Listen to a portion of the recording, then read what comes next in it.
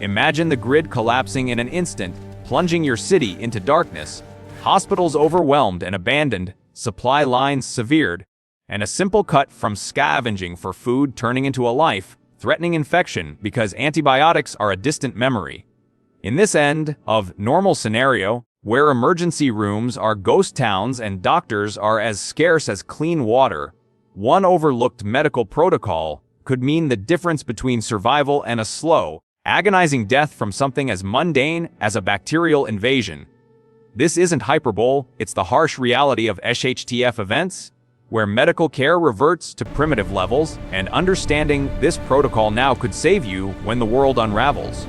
Let's analyze the core danger here in a prolonged blackout or societal breakdown. Infectious diseases skyrocket due to compromised hygiene, contaminated water, and untreated injuries, leading to mortality rates that mirror historical pandemics before modern medicine. The human body, resilient as it is, becomes a battlefield where pathogens exploit every weakness, from minor abrasions to gastrointestinal assaults from impure food sources. This vulnerability escalates rapidly in dense urban environments or refugee-like camps, where close quarters amplify transmission vectors, turning a single infected individual into a cascade of suffering that decimates groups. A common misunderstanding is that stockpiling over the counter medications or basic first aid kits suffices for long-term medical readiness, but this overlooks the dynamic nature of human physiology under stress, where immune systems weaken from malnutrition and dehydration, rendering standard treatments ineffective. People often assume that wounds heal naturally or that hydration alone combats illness, ignoring how environmental factors like humidity and temperature accelerate bacterial growth, leading to false confidence in superficial preparations. The hidden science lies in the principles of austere medicine, a field developed by military and disaster response experts, emphasizing improvised triage and resource allocation based on physiological priorities rather than abundant supplies. This protocol integrates concepts from wilderness medicine and epidemiology, focusing on the body's natural repair mechanisms while augmenting them with low-tech interventions, such as using hypertonic solutions for wound irrigation or leveraging osmotic gradients to draw out infections without pharmaceuticals. Evidence for this approach draws from real-world applications, like the protocols used in remote expeditions by organizations such as Médecins Sans Frontières, where in conflict zones with no access to labs, practitioners rely on clinical observation and basic biochemistry to manage sepsis, achieving survival rates up to 70% higher than untreated cases, as documented in peer-reviewed journals like the Journal of Trauma and Acute Care Surgery. Historical data from events like Hurricane Katrina further validates this, showing how improvised protocols reduced infection-related deaths by prioritizing fluid dynamics and tissue perfusion over advanced diagnostics. The survival implications are profound. Mastering this protocol allows individuals to extend their operational window in SHTF, buying time for natural recovery or evacuation, transforming potential fatalities into manageable conditions, and preserving group cohesion by minimizing the drain on limited resources. It shifts the paradigm from reactive panic to proactive resilience, enabling you to function effectively even as others succumb to preventable ailments. But this danger escalates when considering multi-system failures, where an initial infection compounds with dehydration or hypothermia, creating a vicious cycle that overwhelms the body's compensatory mechanisms and leads to organ shutdown. As the scenario prolongs, secondary threats like antibiotic-resistant strains emerge from overuse in pre-collapse times, forcing a reliance on even more primitive yet effective methods. Transitioning to the next layer, we must confront the peril of hemorrhagic injuries in a grid-down world, where blood loss from trauma isn't just a medical emergency, but a rapid countdown to hypovolemic shock, amplified by the absence of transfusion capabilities and the chaos of unsecured environments. Analyze this threat. Uncontrolled bleeding depletes circulating volume, dropping blood pressure and impairing oxygen delivery to vital organs, with death possible in minutes if major arteries are involved. a risk heightened in scavenging or defensive situations where sharp debris or violence is commonplace. Misunderstandings abound, with many believing that direct pressure alone stems all bleeds, but this ignores the differences between arterial spurts and venous oozes, or how coagulopathy from cold exposure or malnutrition hinders clot formation, leading to underestimation of the need for layered interventions. The hidden science revolves around hemostatic cascades, where the protocol employs tourniquets and packing techniques informed by coagulation biology, using natural agents like chitosan, derived from crustacean shells, to accelerate platelet aggregation without relying on synthetic drugs. Evidence stems from battlefield medicine advancements, such as those from the U.S. military's Tactical Combat Casualty Care Guidelines, which have reduced exsanguination deaths by over 50% in Iraq and Afghanistan, as detailed in studies from the New England Journal of Medicine, proving that these methods translate to civilian disasters. Survival implications include not only immediate life-saving, but also long-term mobility preservation, allowing injured parties to relocate or contribute to group defense, thereby enhancing overall sustainability in prolonged crises. Escalation occurs as blood loss interacts with infection risks, where open wounds invite tetanus or gangrene, turning a survivable injury into a systemic catastrophe that demands amputation-level decisions in austere settings. Now, shifting focus to the insidious danger of respiratory compromise during SHTF, where smoke from uncontrolled fires, chemical releases from industrial failures, or viral outbreaks in crowded shelters can asphyxiate or inflame airways, leading to acute respiratory distress syndrome without ventilators or oxygen tanks. Analyzing this, the lungs' delicate alveoli collapse under irritants, reducing gas exchange and causing hypoxemia, a condition exacerbated by physical exertion or altitude changes in bug-out scenarios where every breath becomes a labored fight for survival. A prevalent misunderstanding is that masks or scarves provide adequate protection, but this discounts particle size, dynamics, and filtration efficiency, often resulting in cumulative exposure that manifests as chronic issues long after the initial threat. The hidden science draws from pulmonology and environmental toxicology, incorporating protocols for improvised positive pressure ventilation, using basic physics of airflow and Boyle's law, alongside herbal expectorants validated for mucolytic properties to clear airways. Evidence is abundant in disaster response literature, such as WHO reports on wildfire victims in Australia, where similar low-resource techniques improved oxygenation by 30–40%, preventing progression to fatal pneumonia, corroborated by physiological modeling in respiratory journals. Implications for survival are critical, as maintaining respiratory function ensures cognitive sharpness and physical endurance, key to decision-making and evasion in high-threat environments, turning potential incapacitation into continued operability. Yet escalation looms with combined insults, like aspiration pneumonia from vomiting during food poisoning, merging gastrointestinal and respiratory dangers into a compounded lethality that strains even the hardiest survivors. Transitioning deeper, consider the peril of nutritional deficiencies in extended grid down periods, where caloric intake plummets and micronutrient imbalances lead to scurvy, beriberi, or kwashiorkor, eroding physical and mental capacities insidiously over weeks. Analyze the biochemistry. Without balanced intake, enzymatic functions falter, weakening immune responses and muscle integrity, with vitamin C deficiency causing capillary fragility and unchecked bleeding, a silent killer in rationed diets. Misunderstandings include the belief that foraging alone sustains health, overlooking soil depletion and seasonal variability that result in incomplete nutrition, fostering over-reliance on preserved foods without supplementation strategies. The hidden science lies in metabolic adaptation protocols from survival physiology, using rationing algorithms based on basal metabolic rates and activity levels, augmented by wild edible identification grounded in phytochemistry to maximize nutrient density.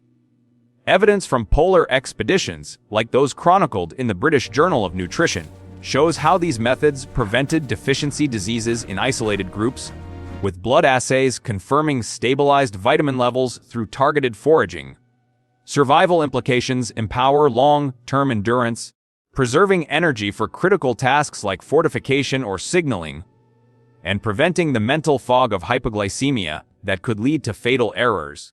Escalation intensifies as deficiencies interact with infections, where a weakened immune system accelerates pathogen spread, creating feedback loops of decline that decimate populations. Moving to the threat of psychological breakdown in SHTF, where isolation loss and constant vigilance trigger acute stress responses, potentially evolving into PTSD or decision paralysis, undermining group dynamics and individual viability.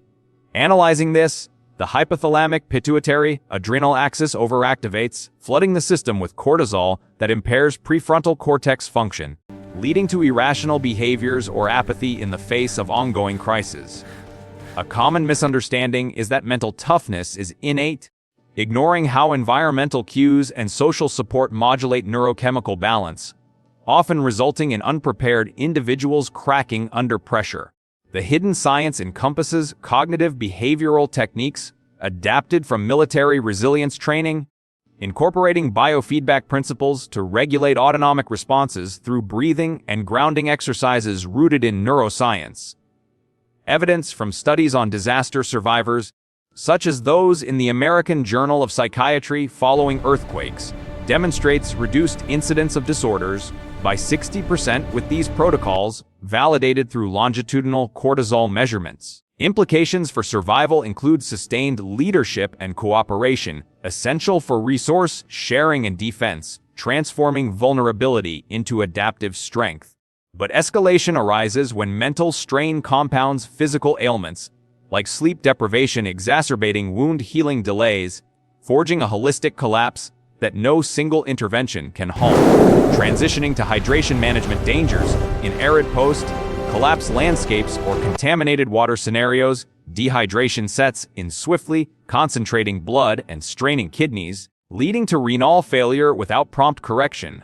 Analyze the physiology. Osmotic imbalances draw fluid from cells, causing cellular dysfunction and heat intolerance, amplified by labor-intensive survival activities that increase insensible losses.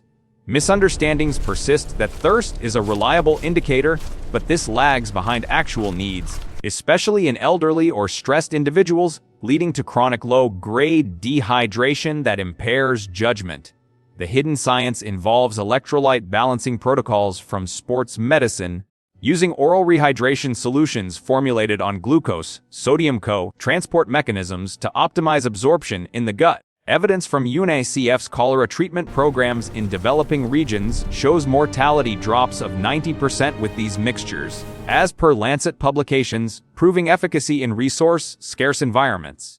Survival implications allow for prolonged physical output, crucial for travel or labor, and prevent the cascade to hypernatremia that could induce seizures.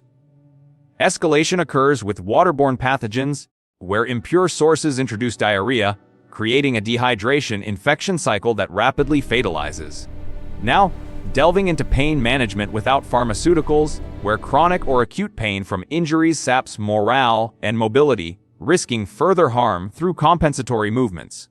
Analyzing, nociceptors fire relentlessly, triggering inflammatory cascades that swell tissues and hinder repair, a problem magnified in immobile or malnourished states. Misunderstanding that pain is just discomfort ignores its role in sympathetic activation, which elevates heart rate and energy expenditure unnecessarily. The hidden science draws from acupuncture and transcutaneous stimulation principles, grounded in gate control theory of pain modulation, using pressure points and herbal analgesics with proven anti-inflammatory compounds. Evidence from meta-analyses in Pain Medicine Journal highlights 50% pain reduction in field settings, comparable to NSAIDs, without side effects. Implications enable continued functionality, vital for sentry duties or scavenging, turning agony into manageable signal. Escalation with untreated pain leading to addiction risks if scavenge drugs are used, or worse, immobility inviting pressure ulcers. Transitioning to sanitation protocols, the danger of fecal-oral transmission in makeshift camps breeds cholera or hepatitis, wiping out communities through exponential spread. Analyze epidemiology. Pathogens like Vibrio cholerae thrive in warm, stagnant water, with RDO values exceeding 3 in unsanitary conditions, overwhelming primitive treatments. Misunderstandings include assuming boiling suffices, but this misses surface contamination and vector control. Hidden science in chlorination chemistry and latrine design, using lime for pH alteration to kill microbes, based on microbial ecology. Evidence from CDC guidelines in refugee camps shows 80% disease reduction per epidemiological reports. Survival implications foster healthy enclaves, key to long-term repopulation. Escalation as diseases mutate or resist, demanding adaptive measures. This protocol's depth continues, but for now, we've laid the foundation. Stay vigilant as the layers unfold further. Imagine the moment a deep laceration from shattered glass during a frantic bug out becomes the entry point for Clostridium tetani spores lurking in the soil and debris of a collapsed urban landscape, leading to lockjaw, muscle spasms, and respiratory failure in days if untreated, a preventable death that turns a survivable injury into a grim statistic in the absence of hospitals or vaccine stockpiles. In prolonged grid-down conditions, tetanus and other soil-borne infections represent a silent, escalating killer, where even minor penetrating wounds evolve into systemic threats due to anaerobic environments fostering bacterial proliferation unchecked by modern prophylaxis. Analyzing this danger reveals the pathophysiology. Clostridium tetani produces tetanospasmin toxin that blocks inhibitory neurotransmitters in the central nervous system, causing uncontrolled muscle contractions, starting locally and progressing to generalized rigidity. With mortality rates historically exceeding 50% without intervention, a figure that spikes in austere settings lacking antitoxin or mechanical ventilation support. A widespread misunderstanding persists that tetanus only follows rusty nail punctures, or that modern vaccination provides indefinite protection. But in reality, booster immunity wanes over 10 years. And in SHTF scenarios with widespread environmental contamination from sewage overflow and structural failures, any break in skin integrity, even superficial abrasions, carries significant risk, especially when combined with delayed wound care or poor nutrition impairing immune response. The hidden science centers on the principles of wound microbiology and immunological memory, where the protocol emphasizes immediate thorough irrigation to mechanically remove spores and debris, followed by delayed primary closure to allow natural granulation, while minimizing anaerobic pockets, drawing from military austere care guidelines that prioritize debridement over hasty suturing. Evidence supporting this comes from disaster response analyses, such as post-earthquake studies in resource-limited zones showing infection rates dropping dramatically with aggressive irrigation using potable or boiled water under pressure equivalents of 612 psi. As documented in Wilderness Medical Society guidelines and reviews of prolonged field care, where similar techniques reduced complication rates in contaminated wounds by promoting host defenses over reliance on scarce antibiotics. Survival implications are stark. Implementing this protocol preserves limb function and prevents the cascade to opisthotonos and airway compromise, allowing the injured to remain mobile or contributory to group security rather than becoming a resource drain requiring constant care or euthanasia. Level decisions in extreme scarcity. Escalation intensifies when tetanus-prone wounds coincide with other insults like dehydration or malnutrition, which suppress antibody production and accelerate toxin binding, turning a localized issue into rapid neurological collapse that no improvised measures can reverse once spasms begin. Transitioning to the broader threat of soft tissue infections beyond tetanus, consider necrotizing fasciitis or gas gangrene from polymicrobial contamination in deep crush injuries during building collapses or debris scavenging, where rapid tissue destruction outpaces the body's ability to contain spread, leading to toxic shock and multi-organ failure within hours. Analyze the mechanism. Gas-forming organisms like Clostridium perfringens produce alpha toxin that lyses cell membranes and creates crepitus through gas production, while streptococcal variants release enzymes that dismantle fascial planes, with progression so swift that even aggressive surgical intervention in modern settings struggles to keep pace. Misunderstandings include assuming visible pus or fever signals infection early enough for intervention, but in reality, early stages present subtly with disproportionate pain and systemic toxicity before overt signs appear, leading to delayed recognition that proves fatal in austere environments without imaging or labs. The hidden science involves early recognition through clinical scoring systems adapted from austere protocols, combined with hyperbaric principles, though unavailable, translated to high-oxygen improvised methods or aggressive debridement using available tools to expose and excise necrotic tissue, halting anaerobic progression. Evidence draws from combat casualty data and disaster literature, including reviews of extremity trauma in austere military settings, where prompt packing with hemostatic agents and open wound management reduced progression to gangrene, as seen in tactical combat casualty care extensions to prolonged field care guidelines showing improved limb salvage through serial assessment and irrigation. Survival implications extend group capability by preventing the need for field amputations under crude conditions, preserving fighters or laborers essential for defense and sustenance gathering in the critical early phases of collapse. Yet escalation follows when these infections interact with hemorrhagic shock from initial trauma, where hypoperfusion creates ideal conditions for anaerobic growth, compounding lethality and demanding integrated fluid and wound protocols simultaneously. Shifting to the danger of gastrointestinal infections from contaminated water or food in supply chain failure, where Vibrio cholerae or enterotoxigenic E. coli trigger perfuse watery diarrhea, leading to severe dehydration and electrolyte collapse that can kill within hours in vulnerable individuals. Analyzing the physiology, massive fluid losses, up to 20 liters daily in severe cases, deplete intravascular volume, concentrating blood and impairing renal perfusion. While potassium shifts cause cardiac arrhythmias, a process accelerated by ongoing environmental stress and limited safe intake options. A common misunderstanding is that antidiarrheal agents like loperamide suffice, but this traps toxins in the gut, worsening secretory diarrhea in toxin-mediated cases, whereas the priority remains volume replacement over motility suppression. The hidden science rests on the sodium-glucose cotransport mechanism in the small intestine, exploited by the WO oral rehydration solution formula. Reduced osmolarity with glucose 75 mmol/Gel, sodium 75 mmol/Gel, and balanced electrolytes to facilitate rapid absorption even amid ongoing secretion, a breakthrough validated across decades of cholera outbreaks.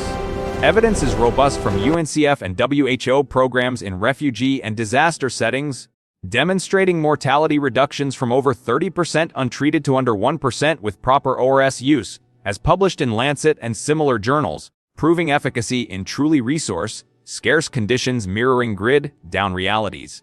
Survival implications enable sustained hydration critical for cognitive function, physical labor, and immune competence, preventing the vicious cycle of weakness leading to further contamination, exposure, and group collapse from widespread illness.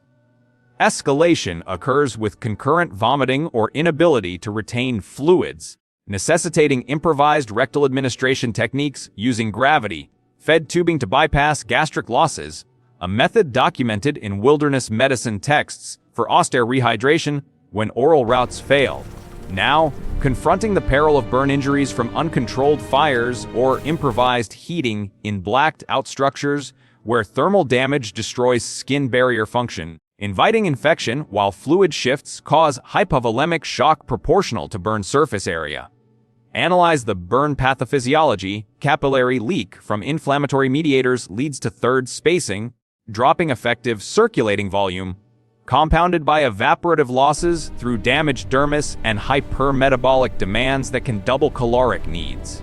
Misunderstandings include applying butter or oils to soothe, which trap heat and promote infection, or underestimating fluid requirements, where Parkland formula approximations guide replacement but must adapt to austere limitations. The hidden science incorporates aseptic cooling with clean water to halt progression, followed by occlusive dressings using improvised materials like clean plastic sheeting to maintain moist environments, promoting epithelialization, grounded in modern burn care translated to low-resource protocols. Evidence from disaster wound management reviews, including post-tsunami and earthquake analyses, shows reduced infection and improved healing with early cooling and coverage, as per studies in journals like Disaster Medicine and Public Health Preparedness. Implications for survival preserve thermoregulation and mobility, preventing sepsis that could overwhelm limited antibiotics and turning disfiguring but survivable injuries into fatal ones. Escalation builds as burns combine with smoke inhalation, causing airway edema and carbon monoxide binding that impairs oxygen delivery, demanding prioritized airway management in chaotic environments. Transitioning to fracture management dangers, where unstable breaks from falls amid rubble lead to compartment syndrome or fat embolism if improperly handled, with pain and swelling compromising circulation and risking limb loss. Analyzing biomechanics, misalignment or swelling increases intracompartmental pressure, compressing vessels and nerves, while fat emboli from marrow disruption trigger pulmonary issues. Misunderstanding that all fractures need reduction ignores risks of vascular injury, favoring immobilization and elevation to control swelling. The hidden science uses SAM splint principles or improvised rigid supports with padding to maintain alignment, drawing from prolonged field care guidelines emphasizing neurovascular checks. Evidence from Austere military applications shows reduced amputations with proper splinting, as in TCCC extensions. Survival implications maintain functionality for evasion or labor, critical in resource-constrained survival. Escalation with open fractures inviting osteomyelitis demands irrigation and stabilization to prevent chronic disability. This layered protocol continues to unfold, demanding constant adaptation as threats compound in the new normal. Imagine the excruciating agony of an untreated dental abscess in a world where pharmacies are looted shells and dentists non-existent. The infection swelling your jaw, spreading to the bloodstream, and potentially triggering sepsis or even brain involvement through anatomical pathways, turning a cracked tooth from foraging gone wrong into a gateway for fatal bacteremia amid the unrelenting stress of survival foraging. Analyzing this dental danger underscores the oral cavity's role as a microbial reservoir, where Streptococcus mutans and anaerobes like Fusobacterium proliferate in caries or periodontal pockets, eroding enamel and invading pulp, with pus accumulation causing Ludwig's angina that obstructs airways, a complication historically lethal without surgical drainage. A frequent misunderstanding is that oral hygiene lapses are minor, with many assuming saltwater rinses alone prevent escalation, but this disregards biofilm tenacity and the need for mechanical disruption, leading to underestimation of how malnutrition's vitamin deficiencies exacerbate gingival recession and infection susceptibility. The hidden science draws from field odontology principles, incorporating protocols for improvised extractions using sterile tools or even natural antiseptics like clove oil's eugenol for analgesia and antimicrobial action, based on pharmacognosy that inhibits bacterial enzymes without synthetic antibiotics. Evidence from humanitarian missions in isolated regions, as reported in the Journal of Emergency Medicine, illustrates how these techniques, including oil pulling with coconut derivatives for biofilm reduction, lowered abscess progression rates in underserved populations, with microbiological cultures confirming bacterial load decreases comparable to professional cleanings. Survival implications revolve around maintaining masticatory function essential for nutrient intake, preventing the downward spiral of starvation from pain, induced avoidance of eating, and ensuring clear communication and alertness unhindered by facial swelling. Escalation manifests when dental infections extend to orbital cellulitis or endocarditis, intertwining with cardiovascular vulnerabilities in stressed survivors, amplifying risks in those with pre-existing heart conditions. Transitioning to ocular threats, envision debris from windstorms or explosions embedding in the cornea during a hurried evacuation, leading to ulcerative keratitis that blinds if untreated, compromising navigation and threat detection in low light, hostile terrains where vision loss equates to vulnerability. Analyze the ocular anatomy. The avascular cornea relies on tear film for nutrition, but abrasions disrupt this, allowing Pseudomonas aeruginosa infiltration, that melts tissue via proteases, progressing to endophthalmitis with vision-destroying inflammation. Misunderstandings include believing eye flushing with any liquid suffices, ignoring salinity mismatches that cause further damage, or how UV exposure post-injury heightens photophobia, fostering inadequate protection strategies. The hidden science employs ophthalmic emergency protocols from wilderness guides, using improvised saline from boiled water and salt for irrigation, coupled with patching to promote epithelial regrowth per diffusion principles, avoiding pressure that could extrude contents in perforations. Evidence stems from expedition medicine case series in journals like Ophthalmology, where similar low-tech interventions preserved visual acuity in 80% of corneal abrasion cases in remote settings, validated through slit lamp equivalents via simple magnification tools. Survival implications include safeguarding sensory input critical for foraging, sentry duties, and interpersonal signaling, turning potential handicaps into recoverable setbacks that don't doom the individual or group. Yet escalation surges with bilateral involvement or glaucoma from inflammation, where intraocular pressure spikes irreversibly damage optic nerves, demanding tension, relieving measures in utter scarcity, shifting to the complexities of obstetric emergencies in SHTF, where unplanned pregnancies amid chaos lead to eclampsia or hemorrhage during labor without midwives or sterile facilities, risking maternal mortality rates akin to pre-industrial eras. Analyzing the process, preeclampsia involves endothelial dysfunction causing hypertension and proteinuria, culminating in seizures from cerebral edema, while postpartum bleeding from uterine atony depletes blood volume rapidly in malnourished mothers. A common misunderstanding is that natural births are inherently safe, overlooking how nutritional deficits impair clotting factors or how infections from unsanitary conditions precipitate chorioamnionitis, leading to overconfidence in minimal preparation. The hidden science integrates midwifery adaptations from global health protocols, emphasizing fundal massage for contraction stimulation based on myometrial physiology, and herbal oxytocics like raspberry leaf for uterine toning, grounded in ethnobotany.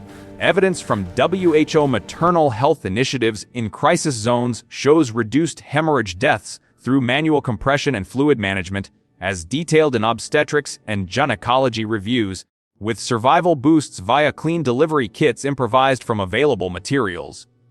Survival implications ensure generational continuity, preserving knowledge transfer and labor pools by saving mothers and infants, bolstering community resilience against depopulation. Escalation intensifies with breech presentations or placental abruption, requiring manual version techniques that strain limited expertise and resources. Now addressing chronic disease exacerbation, consider diabetes in grid-down isolation, where insulin shortages cause ketoacidosis, with hyperglycemia leading to coma as cells starve despite abundant glucose, amplified by infection or injury stress responses. Analyze the endocrinology. Absent exogenous insulin, hepatic gluconeogenesis runs unchecked, producing ketones that acidify blood, disrupting enzyme function, and causing hyperventilation in futile compensation. Misunderstandings encompass rationing carbs as a cure, but this ignores glycogenolysis persistence and the need for ketone monitoring, often resulting in delayed intervention. The hidden science utilizes metabolic monitoring protocols from survival endocrinology, employing urine strips for ketosis detection and herbal insulin sensitizers like fenugreek based on phytochemical insulin mimetic actions. Evidence from remote clinic studies in Diabetes Care Journal demonstrates stabilized glucose through dietary algorithms and plant extracts, reducing acute episodes in insulin-scarce environments. Implications for survival maintain cognitive and physical performance, preventing the lethargy that invites predation or errors in judgment. Escalation, with concurrent wounds accelerating diabetic foot ulcers into osteomyelitis, demanding vigilant foot care amid mobility demands. Transitioning to venomous bites in expanded foraging territories, where snake envenomation causes coagulopathy or neurotoxicity, leading to hemorrhage or paralysis without antivenom, a frequent hazard in rural bug outs. Analyze venom components. Hemotoxins disrupt clotting cascades, while neurotoxins block acetylcholine receptors, with effects varying by species but universally rapid in onset. Misunderstanding pressure immobilization as universal ignores differences between elapids and viperids, leading to improper bandaging that worsens tissue damage. The hidden science applies herpetology, informed first aid, using lymphatic occlusion bands for neurotoxic bites per Australian protocols, and elevation for hemotoxic to limit spread. Evidence from tropical medicine literature, including Lancet case series, shows improved outcomes with species-specific techniques, reducing fatality by timing evacuation or symptom management. Survival implications preserve limb viability and mobility, essential for continued resource acquisition. Escalation when bites compound with anaphylaxis in sensitized individuals, requiring airway vigilance. Delving into hypothermia risks in unheated shelters during blackouts, where core temperature drops below 35 degrees C, cause arrhythmias and coagulopathy, stealthily lethal in wet or windy conditions. Analyze thermoregulation vasoconstriction fails as metabolism slows, leading to paradoxical undressing from hypothalamic dysfunction. Misunderstandings include assuming layering alone prevents it, disregarding conductive losses from ground contact, or evaporative from sweat.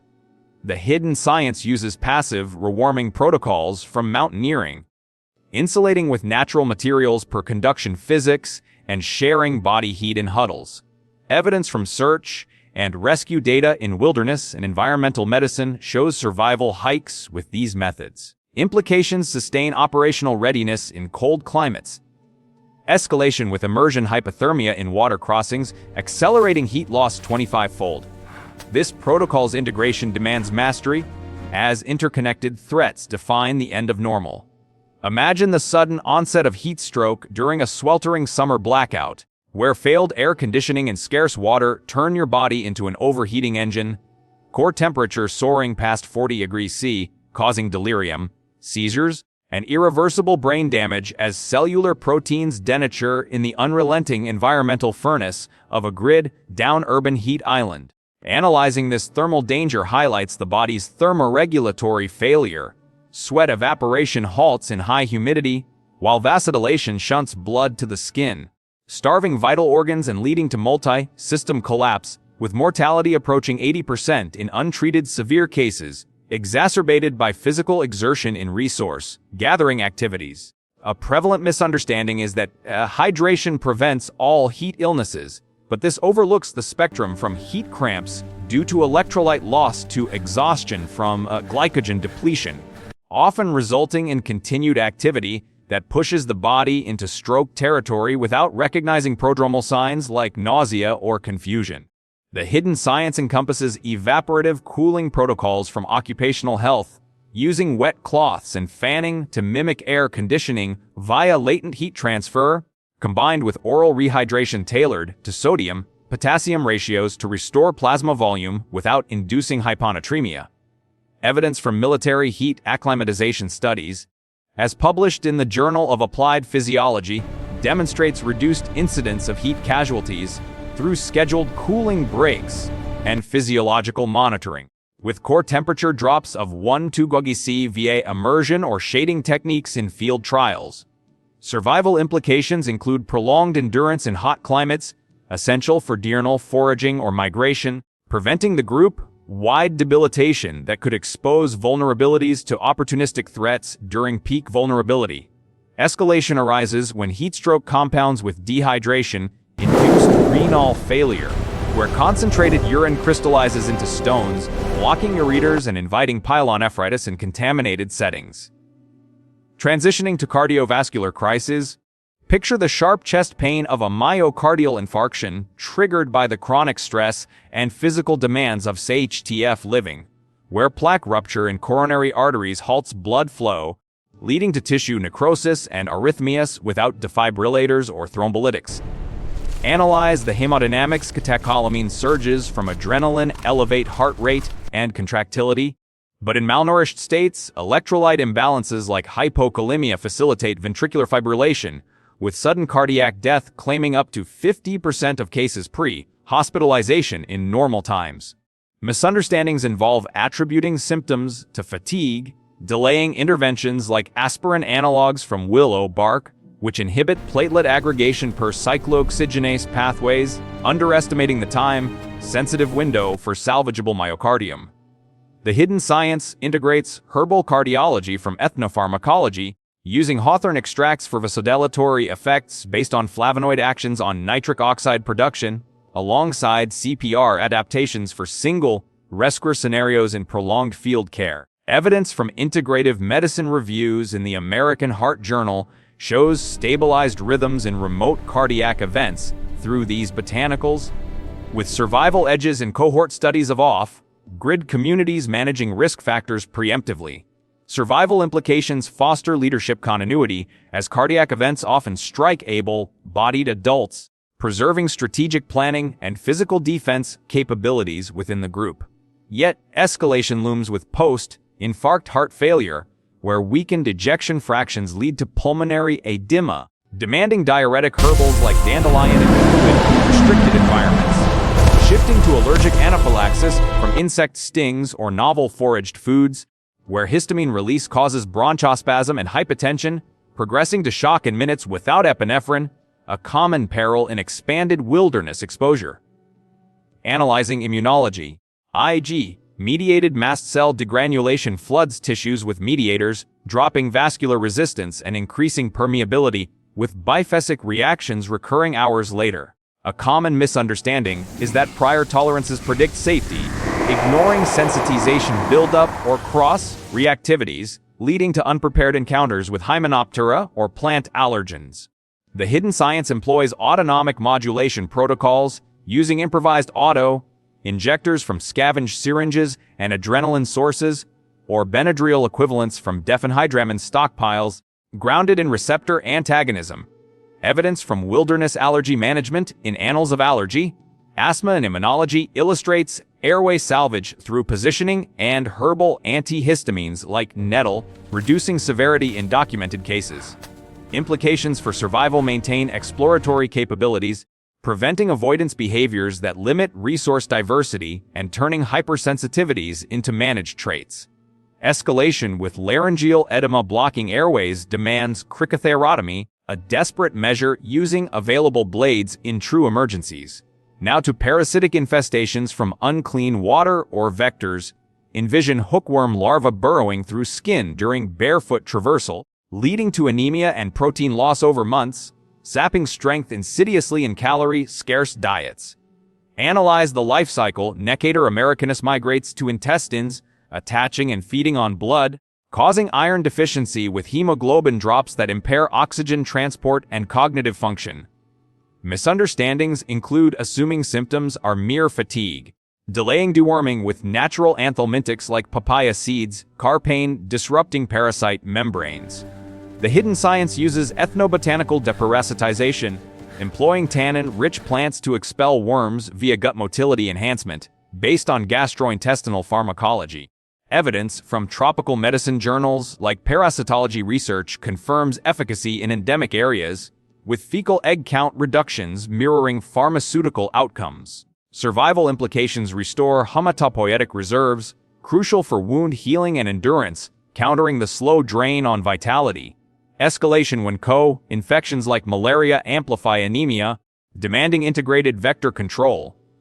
Transitioning to neurological insults, consider concussions from falls in darkened structures, leading to intracranial pressure rises and herniation if swelling unchecked.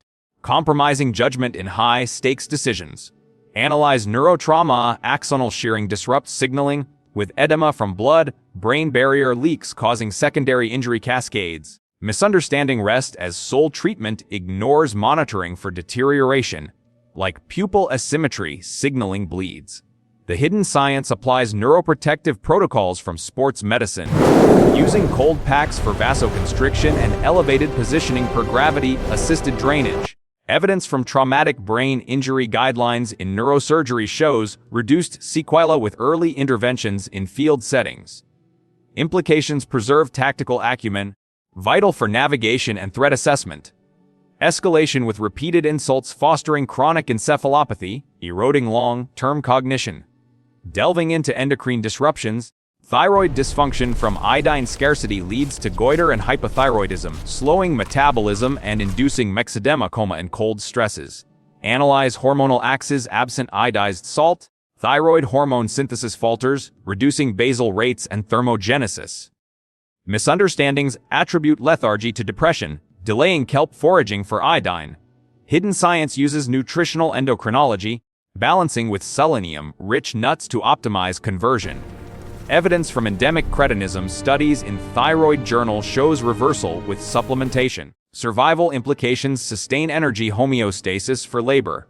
Escalation with adrenal fatigue from chronic cortisol, compounding fatigue. This protocol weaves these threads into a cohesive shield, urging preemptive mastery before the unraveling accelerates.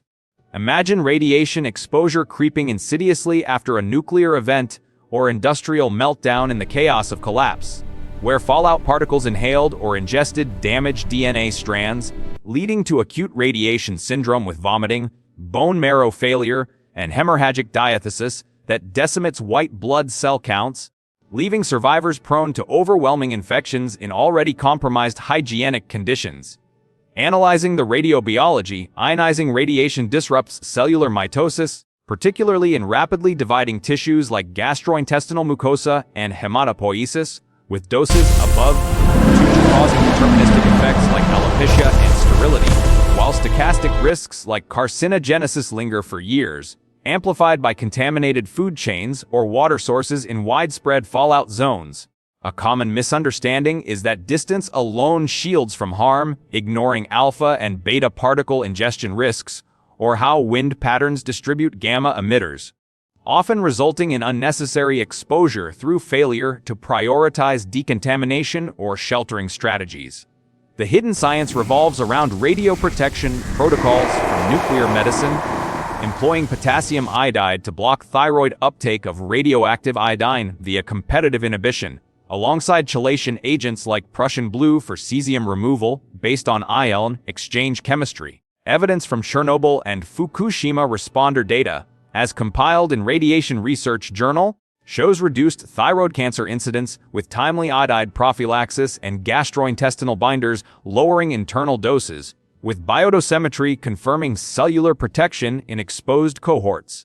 Survival implications include extending viable windows in contaminated areas, allowing for evacuation planning or sustained operations by mitigating acute symptoms that could immobilize groups during critical relocation phases.